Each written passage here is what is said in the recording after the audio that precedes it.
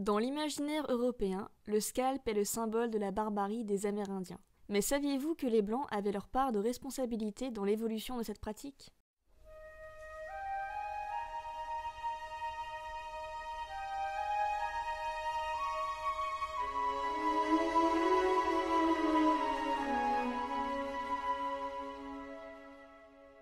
Le mot scalp désigne au départ le sommet du crâne en anglais.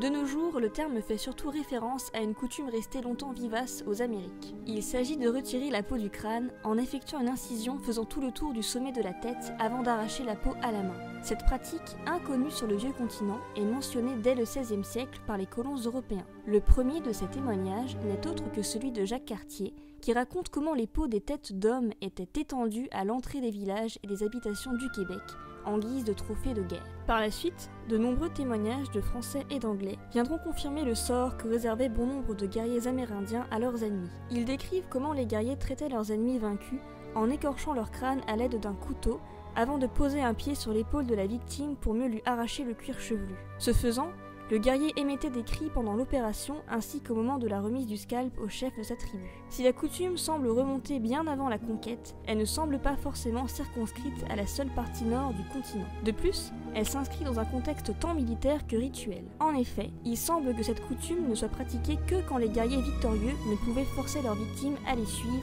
ou quand il fallait une preuve rapide et concrète de leur victoire sur l'ennemi. On pense généralement que la scalpation était nécessairement fatale. Il n'en est rien. Effectivement, l'archéologie a révélé l'existence de squelettes humains portant les traces de la scalpation.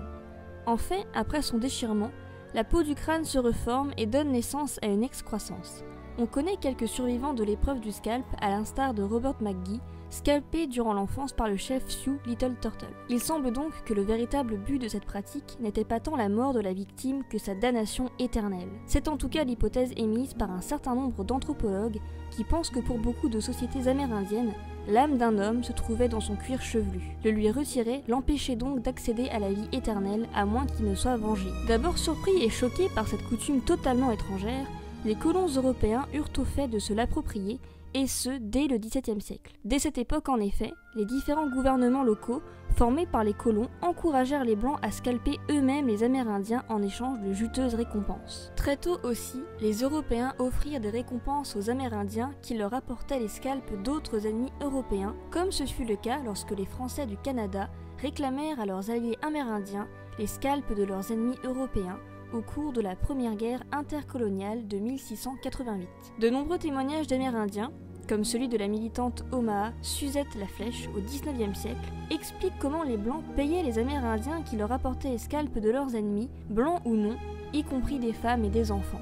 Si les colons européens n'ont pas importé la pratique du scalp, ils l'ont ainsi fortement encouragé dès le début de la conquête, en période de guerre comme en période de paix, contre tous leurs ennemis. Avec les Blancs, la scalpation perd son caractère rituel et devient un simple outil de terreur leur permettant de s'imposer dans le Nouveau Monde. Encore aujourd'hui, les Européens et leurs descendants américains perçoivent la pratique du scalp comme le summum de la cruauté amérindienne. Pourtant, elle reflète tout autant la violence des Européens lors de la conquête de l'Amérique.